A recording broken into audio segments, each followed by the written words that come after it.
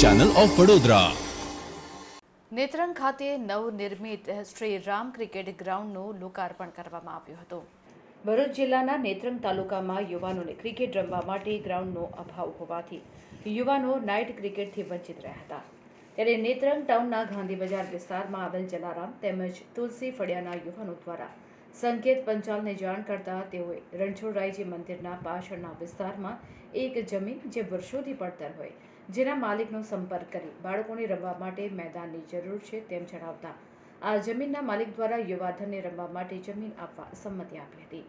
જે બાદ સંકેત પંચાલ દ્વારા આ રજૂઆત ધારાસભ્ય રીતેશ વસાવાને કરતા તેઓએ આ યુવાનો અને બાળકોને રમવા માટેના મેદાન માટે પોતાનો સિંહ ફાળો આપી આ શ્રીરામ ક્રિકેટ ગ્રાઉન્ડનું નિર્માણ કરવામાં આવ્યું, જેનું તારીખ 15 માર્ચ 2024ના રોજ રાત્રે 9 કલાકે શ્રીરામ ક્રિકેટ ગ્રાઉન્ડનું લોકાર્પણ ધારાસભ્ય રીતેશ વસાવાના પુત્ર રોનક વસાવાના હસ્તે કરાયું હતું, જે બદલ આયોજક સંકેત પંચાલ તથા તેમની ટીમ દ્વારા ધારાસભ્ય રીતેશ વસાવાનો આભાર વ્યક્ત કરવામાં આવ્યો હતો।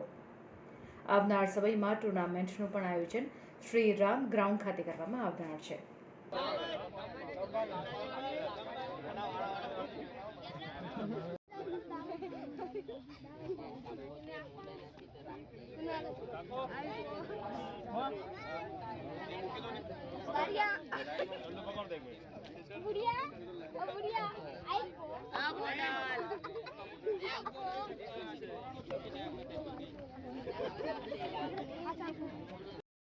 આજરોજ અમે નેત્રંગ ખાતે શ્રીરામ ક્રિકેટ ગ્રાઉન્ડનું ગ્રાન્ડ ઓપનિંગ કરી રહ્યા છે, જેમાં આપણા ઝઘડિયા વિધાનસભાના ધારાસભ્ય શ્રી રીતેશભાઈ વસાવા સાહેબનો સિંહ ફાળો છે, જેથી આજે બાળકો ભેગા થઈને ક્રિકેટનો આનંદ માણવા જઈ રહ્યા છે।